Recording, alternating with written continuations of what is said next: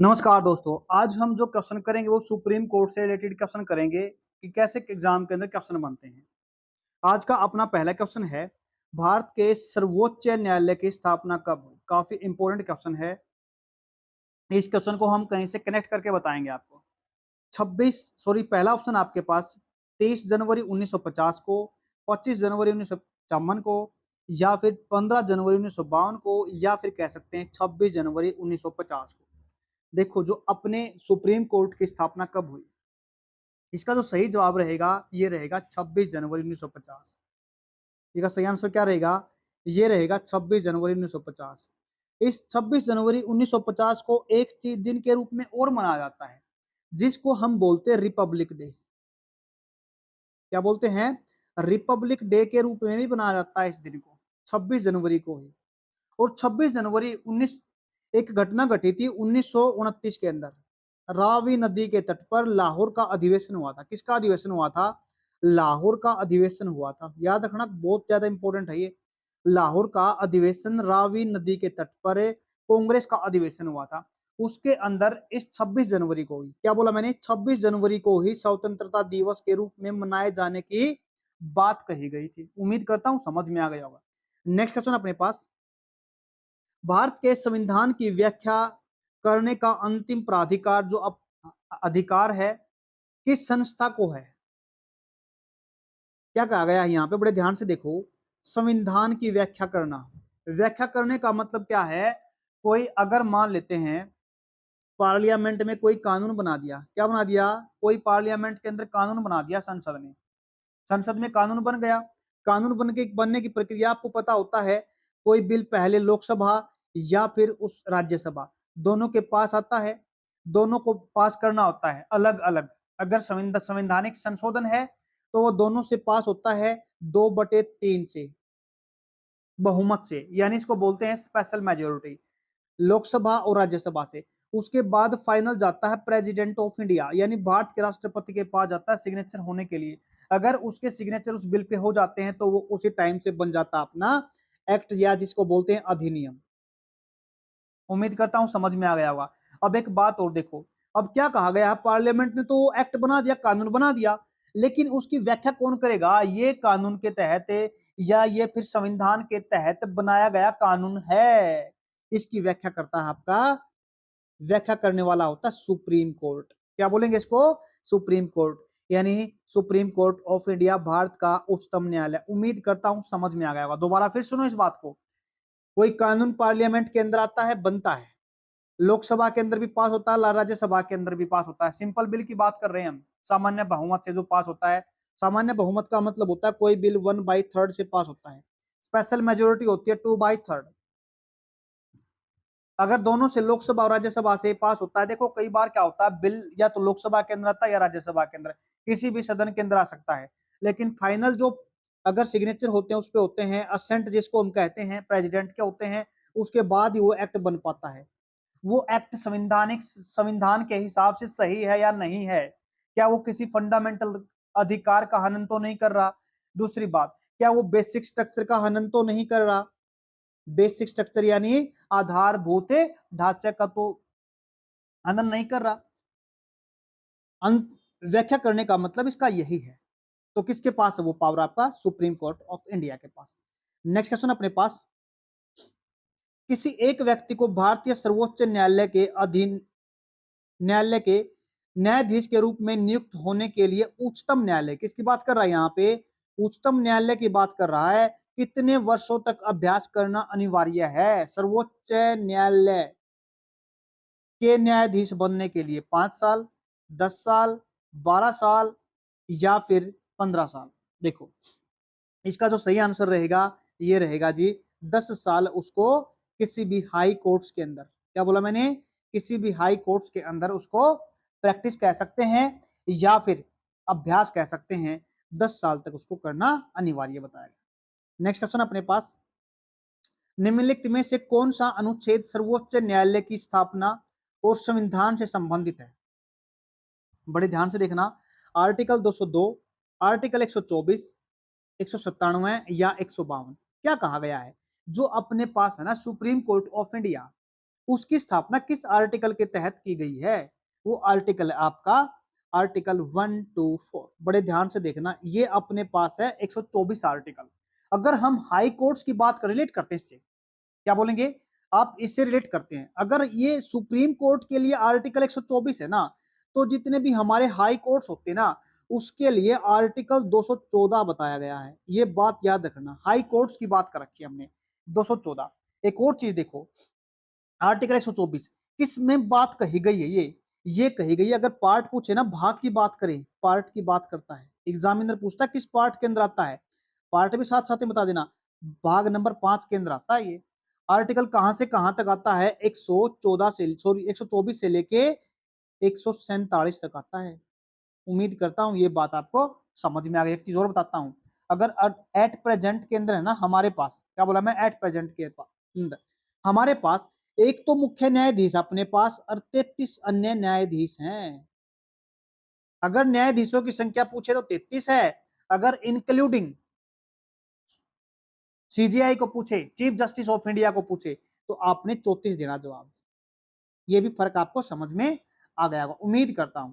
Next question अपने पास, उच्चतम न्यायालय के पहले न्यायाधीश का नाम बताइए जिसके खिलाफ स्वतंत्र भारत में संसद में महाभियोग, याद रखना इस शब्द को, जिसको हम इंग्लिश में इंपीचमेंट बोलते हैं। क्या बोलते हैं? इंपीचमेंट। इंपीचमेंट शब्द याद रखना, सिर्फ और सिर्फ किसके खिलाफ आ सकता है? यह आ सकता है अपने पास राष्ट्रपति के खिलाफ।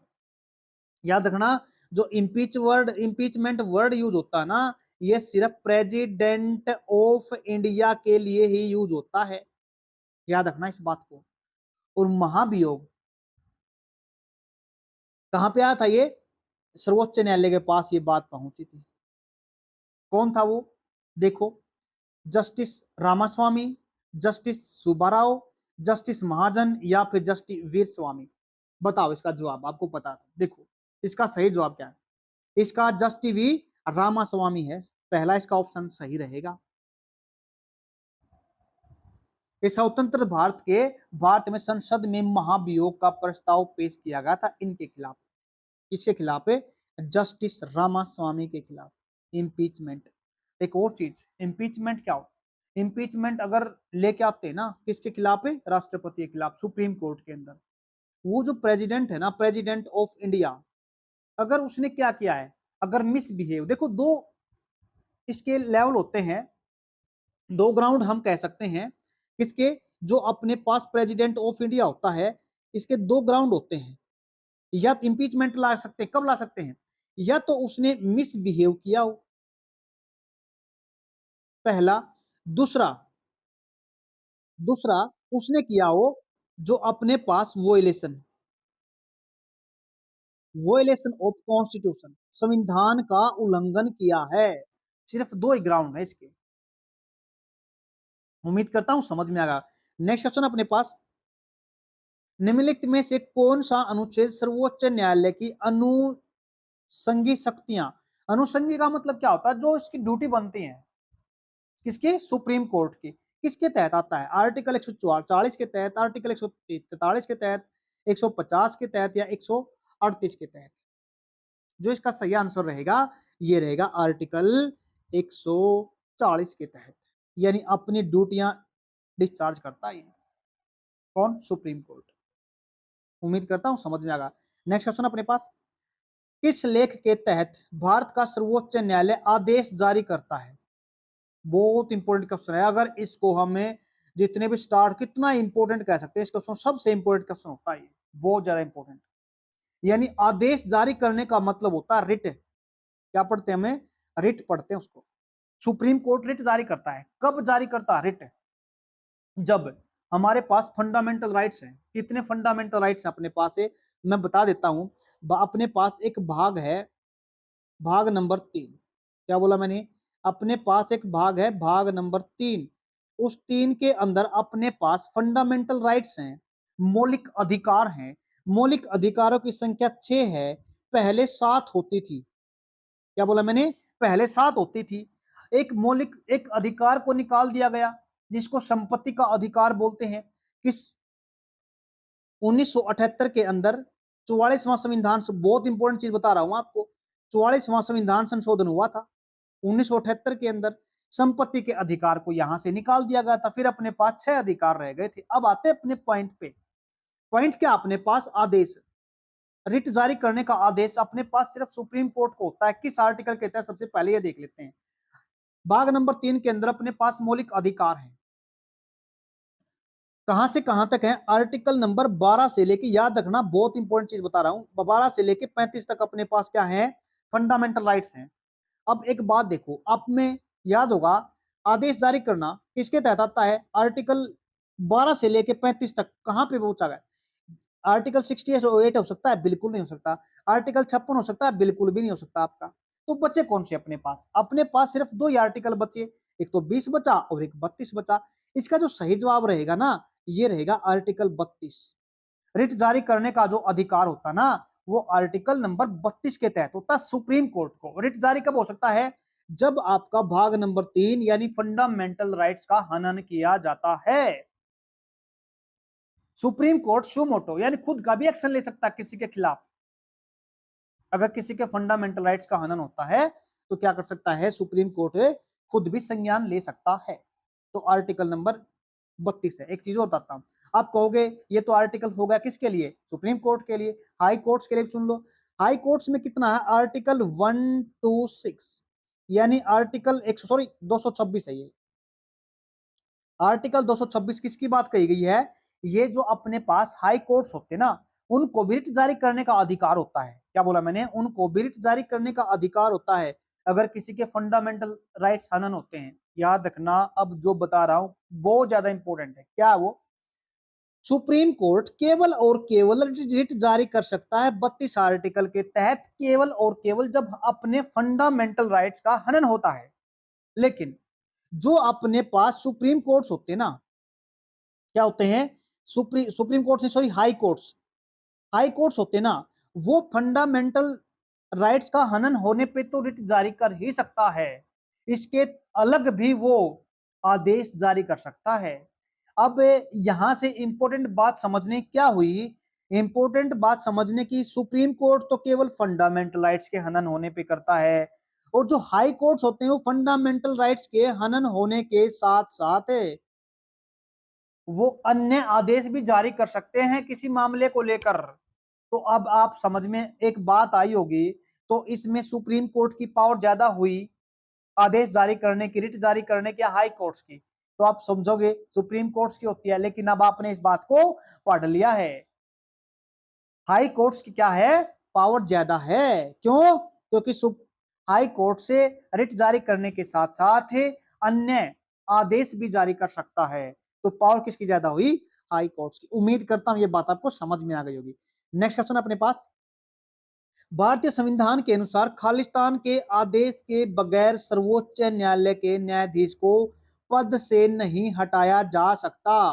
किसके आदेश के बिना, दोबारा सुनो, भारतीय संविधान के अनुसार खालिस्तान के आदेश के बगैर सर्वोच्च न्यायालय के न्यायाधीशों को पद से नहीं हटाया जा सकता। किसका आदेश होगा, महान्याय राष्ट्रपति का, महान्यायवादी का, प्रधानमंत्री का, या उपराष्ट्रपति का। बताओ इसका जवाब, आसान है, बिल्कुल आसान है।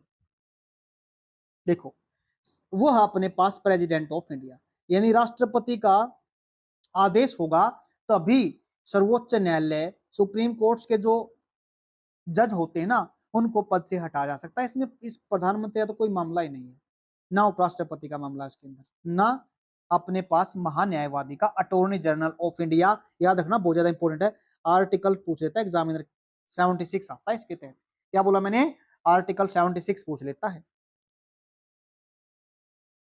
तो इसका सही आंसर क्या रहा अपने पास, ए। नेक्स्ट क्वेश्चन अपने पास, भारतीय संविधान का अनुच्छेद 222 एक न्यायाधीश का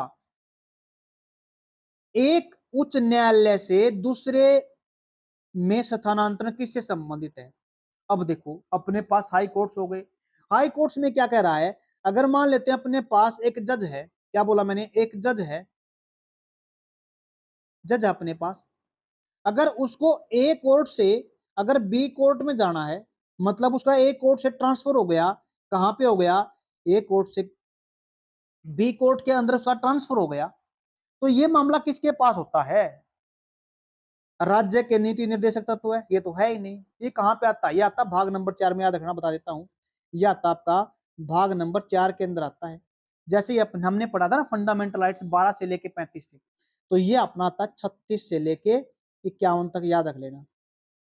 इसका तो कोई रोड़ा ही नहीं है इसके अंदर। आगे केंद्र सरकार का नहीं, केंद्र सरकार का तो मामला है ही नहीं इसके अंदर स्थानांतरण से। यह आता जी आपका राज्य सरकार से संबंधित। भारत भारतीय नागरिक के मौलिक अधिकार अभी भी बताया था, ये भी मामला नहीं है। तो ये दो दो ऑप्शन तो बिल्कुल कट गए। इसमें सिर्फ और सिर्फ किसका आता है? अपने राज्य सरकार का मामला है ये अपने पास। अगर मान लेते किसी किसका कोई भी अगर अपने पास एक जज, क्या बोला मैंने, कोई जज का स्थानांतरण होता, तो ये मामला सीधा किसके अंदर आता है? राज्य के अधीन आता है। उम्मीद करता हूं समझ में आ गया होगा। नेक्स्ट क्वेश्चन अपने पास, भारत के सर्वोच्च न्यायालय की शक्ति के संदर्भ में न्यायिक समीक्षा का अर्थ क्या होता है? न्यायिक समीक्षा का मतलब क्या होता है? देखो, अभी अभी हमने पहले क्वेश्चन किया था, दूसरा तीसरा क्या, पार्लियामेंट के अंदर कोई बिल बन गया, क्या बोला मैंने, पार्लियामेंट के अंदर कोई बिल बन गया, और बिल बनने के बाद वो कहां कहां पहुंचा? पार्लियामेंट के अंदर, लोकसभा के अंदर और राज्यसभा के अंदर क्या हो गया? पास हो गया दोनों के अंदर। जब पार्लियामेंट के अंदर बिल आ गया, लोकसभा राज्यसभा के अंदर किसी भी सदन के अंदर आ सकता है। देखो एग्जाम के अंदर क्वेश्चन बन सकता है, जो बिल होता है वो कहां पे आ सकता है? राज्यसभा के अंदर आ सकता है, लोकसभा के अंदर आ सकता है, किसी के अंदर पहले आ सकता है, वो कहीं भी आ सकता है। ऐसे नहीं है भाई लोकसभा के अंदर ही केवल आएगा या फिर राज्यसभा के अंदर केवल नहीं आएगा, किसी के अंदर भी आ सकता है संवैधानिक संशोधन बिल। लेकिन मनी बिल का याद रखना, केवल और केवल उसका संबंध होता है ना मनी बिल का, ये केवल लोकसभा से होता है। अब सुनो वापस दूसरी बात, पार्लियामेंट में बिल आ गया, लोकसभा राज्यसभा दोनों से पास हो गया, प्रेसिडेंट के उस पर साइन हो गए, आ गया समझ में? और वो क्या बन गया? बिल से बन गया अपने पास से एक्ट। क्या बन गया? बिल से बन गया, मैंने अभी अभी बताया था ना, एक्ट। एक्ट का मतलब अधिनियम, अधिनियम का मतलब कोई कानून बन गया अपने पास, बिल्कुल बन गया। अब बनने के बाद वो कानून बन गया, अब सुप्रीम कोर्ट के पास, मैंने क्या बोला, सुप्रीम कोर्ट के पास न्यायिक पूर्वावलोकन का मतलब क्या होता है? अब ये सुप्रीम कोर्ट का अपनी ड्यूटी बनती है, जो कानून बनाया गया पार्लियामेंट के अंदर है, वो कानून सुप्रीम यानी अपने कॉन्स्टिट्यूशन यानी संविधान के तहत सही है या नहीं है, ये बात को चेक करने का काम कौन करता अपने पास है? सर्वोच्च न्यायालय करता है, सुप्रीम कोर्ट करता है। ये कानून संविधान के अनुसार, कॉन्स्टिट्यूशन के अनुसार सही है या नहीं है। मतलब दो सुनो, अब ये अपने पास आर्टिकल जो सॉरी कानून जो बना है अभी, एक्ट जो बना अपने पास है, ये अपने बेसिक स्ट्रक्चर को हनन तो नहीं करता, या फिर फंडामेंटल राइट्स का तो हनन नहीं करता।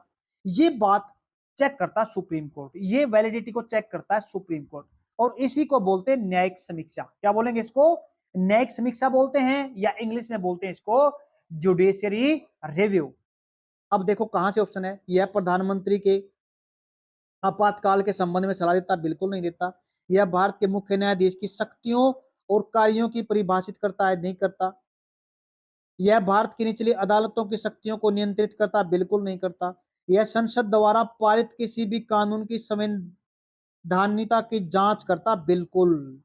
कोई कानून बना दिया है ना, तो वो कानून संविधान के हिसाब से बना या नहीं बना है, इसकी जांच करने का अधिकार सुप्रीम कोर्ट के पास होता है। उम्मीद करता हूं समझ में आगा। नेक्स्ट क्वेश्चन अपने पास, भारत के मुख्य न्यायाधीश की नियुक्ति कौन करता? बिल्कुल आसान सा क्वेश्चन है। भारत के जितने भी अपने पास कॉन्स्टिट्यूशनल बॉडी है, जैसे इलेक्शन कमीशन ऑफ इंडिया हो गया, फाइनेंस कमीशन हो गया, अटॉर्नी जनरल हो गया, कैग हो गया, सभी का जो चुनाव करने का काम कौन करता है? राष्ट्रपति करता है। सही आंसर क्या रहेगा? डी रहेगा। नेक्स्ट क्वेश्चन अपने पास, भारत में सबसे बड़ा अपीलीय कोर्ट, कोर्ट ऑफ अपील कौन सा है? बहुत आसान सा क्वेश्चन है। अगर हमारी डिस्ट्रिक्ट कोर्ट में नहीं सुनी जा रही, अगर हमारी कहीं नहीं सुनी जा रही, हाई कोर्ट में नहीं सुनी जा रही, तो कौन सुनेगा लास्ट में? आखिरी में सुनेगा अपने पास सुप्रीम कोर्ट, यानी उच्चतम न्यायालय, ये सुनेगा अपनी लास्ट में जाने के बाद। नेक्स्ट अपने पास, उच्च न्यायालय के न्यायाधीशों की सेवानिवृत्ति की आयु क्या है? इसकी बात की यहाँ पे, याद रखना, उच्च न्यायालय की बात की है। उच्च न्यायालय कितनी होती है? 62 होती है। अगर हम सुप्रीम कोर्ट्स की बात करते हैं, किसकी बात करते हैं? Supreme courts. तो उसकी होती है 65। उम्मीद करता हूं समझ में आ गया। नेक्स्ट क्वेश्चन अपने पास, भारत के न्याय तंत्र में अदालतों का पदानुक्रम शामिल है जिसमें सर्वोच्च बताया गया है। किसको बताया गया है? सर्वोच्च कौन है अपने पास? है सर्वोच्च तो अपने पास सर्वोच्च न्यायालय ही है, ये राज्य सर्वोच्च न्यायालय। इसके नीचे काम कौन करते हैं? इसके पीछे नीचे काम करते हैं उच्च न्यायालय काम करते हैं। फिर उसके बाद डिस्ट्रिक्ट कोर्ट्स काम करते हैं अपने पास। फिर नीचे जाने के बाद है ग्राम पंचायत, तो बाद की बात है भाई, जब सिर्फ कोर्ट की बात करते हैं ना, जहां पे अपने पास सुप्रीम कोर्ट, उच्च न्यायालय, high courts and district courts आते हैं। सही आंसर क्या रहा है इसका? बी। नेक्स्ट क्वेश्चन की बात करते हैं हम। अगर मध्य की बात पूछे ना, मध्य में तो ये आता है, और नीचे में क्या आता है अपने पास? डिस्ट्रिक्ट कोर्ट आता है।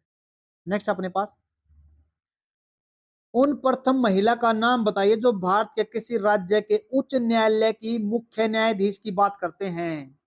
बहुत ज्यादा इंपॉर्टेंट क्वेश्चन है, कई बार पूछे थे महिला के बारे में। कौन अपने पास? मीरा कुमारी, लीला सेठ, अंजू जॉर्ज, पूर्वी जोशी। बताओ इसका सही जवाब क्या रहेगा? ये है अपने पास भारत की किसी भी राज्य की महिला, अगर बात करते हैं तो ये बनी थी लीला सेठ। क्या इसका सही आंसर क्या रहेगा? भारत की लीला सेठ थी प्रथम महिला। वह कहां की बनी थी? हिमाचल प्रदेश की बनी थी। हिमाचल प्रदेश, हिमाचल प्रदेश क्या बनी थी? उच्च न्यायालय की प्रथम महिला न्यायाधीश बनी थी। लेकिन इसका अगर टाइम पूछे ना, एक बात है 1991 के आसपास की, 1991 92 में, 91 से 92 तक रही थी, बस इतना आपने कह देना है। उम्मीद करता हूं समझ में आ गया। नेक्स्ट क्वेश्चन अपने पास, उच्च न्यायालय के संबंध में निम्नलिखित में से कौन सा कथन सही नहीं है? गलत बताना हमारे को, क्या बोले? सही नहीं है, यानी गलत बताना। गलत कौन सा है इसमें से? याद रखना इस बात को बड़े ध्यान से। सही नहीं है, गलत नहीं है, या सही है, ये पूछ लेता है। यह उच्च न्यायालय की बात कर रहा है यहाँ पे, न कि उच्चतम न्यायालय की। यह निचली अदालतों से अपीलीय की सुनवाई कर सकता है। निचली अदालत जैसे डिस्ट्रिक्ट कोर्ट की बात है, सुन सकता है, बिल्कुल सुन सकता है, अधिकार है। यह मौलिक अधिकारों की रक्षा करने के लिए जारी कर सकता है, बिल्कुल कर सकता है। आर्टिकल कितना बताया था? तो 26 बताया था। यह राज्य के अधिकार क्षेत्र के अंतर्गत आने वाले मामलों की सुनवाई कर सकता है, बिल्कुल कर सकता है। अबे जब बात कह रहा है किसकी? किसी राज्य की हाई कोर्ट्स है ना, हाई कोर्ट्स तो किसके अंदर आएगा? वो अपने अधिकार क्षेत्र का मतलब क्या होता है? उस राज्य के अंदर जितने भी क्या होंगे? मामले होंगे, उन्हीं के अंतर्गत तो सुनवाई करेगा। ऐसे थोड़ा ना ये किसी, अगर हरियाणा की बात करते हैं, हिमाचल प्रदेश का ले लिया कोई, राजस्थान का ले लिया कोई, यूपी का, ऐसे थोड़ा ना करेगा। वो तो अपने क्षेत्राधिकार के अंदर ही काम करेगा ना। तो यही बात बिल्कुल इसकी सही हो गई। यह भारत के राष्ट्रपति को सलाहकारी दे सकता है ना? भी बिल्कुल सलाह दे सकता जी। ये बिल्कुल बात इसकी गलत है। कौन सी? डी। ये जो काम है ना राष्ट्रपति को सलाह देने का, ये काम सिर्फ और सिर्फ सीजेआई का है। CJI, chief justice of India का है। सुप्रीम कोर्ट सलाह दे सकता है सिर्फ और सिर्फ इसको, राष्ट्रपति को, न कि कोई हाई कोर्ट। याद रखना इस बात को। एक और बात बताता हूं, ध्यान रखना। अब जो सलाह दी है ना सुप्रीम कोर्ट को, किसने दी है? दो तरीके से याद रखना इस बात को। अगर सुप्रीम कोर्ट ने सलाह दी है राष्ट्रपति को, वो बाध्यकारी नहीं है मानने के लिए। एक और डेट बताता हूं आपको, कब की बात थी? 1950 की थी ना, जब अपने पास क्या बना? सुप्रीम कोर्ट बना। 1950 में बना था, 26 जनवरी अभी बताया था। लेकिन अगर एग्जामिनर पूछता है ना, कई बार हमारे से पूछ लेता है, जो सलाह देता राष्ट्रपति, मान लेते कोई पहले आजाद होने से पहले 1947 से पहले की ट्रीटी की बात करता है, किसी एग्रीमेंट की बात करता है, किसी संबंध की बात करता है, तो यहां पे सुप्रीम कोर्ट को सलाह देनी पड़ेगी, मजबूरी है। क्या बोला मैंने? सुप्रीम कोर्ट को इस मामले पे सलाह देनी पड़ेगी। बाकी जरूरी नहीं है सुप्रीम कोर्ट हर बात को लेकर सलाह दे, नहीं है। बट अगर संविधान बनने से पहले की अगर बात की जाए, कोई एग्रीमेंट है, कोई ट्रीटी है किसी की लेके, तो उस पर सलाह मैंडेटरी है, सुप्रीम कोर्ट देगा ही देगा। नेक्स्ट क्वेश्चन अपने पास, आज का लास्ट क्वेश्चन, ज्यादा नहीं करते। अधीनस्थ न्यायालयों का पर्यवेक्षक कौन होता है? अधीनस्थ कौन होता है? उच्चतम न्यायालय होता है, या फिर आपका जिला न्यायालय होता है, या फिर उच्च न्यायालय होता है, या फिर संसद होती है? अधीनस्थ कौन होता है? उच्चतम न्यायालय, या फिर जिला न्यायालय, या फिर उच्च न्यायालय? इसका सही आंसर क्या रहेगा? सही आंसर रहेगा जी उच्च न्यायालय करता है इन चीजों के बारे में। ठीक है ना। और उच्च न्यायालय किसके अंडर में काम करते हैं, इसके अंदर में काम करते हैं। ये किसी इसके ये जिला न्यायालय क्या होते हैं, इसके अंदर में इसका तो काट दो, ये कोई मामला नहीं, इसका संसद को काटो यहाँ से, संसद को होगा। उम्मीद करता हूँ आपको क्लास अच्छी लगी होगी। आज के लिए इतना ही, धन्यवाद।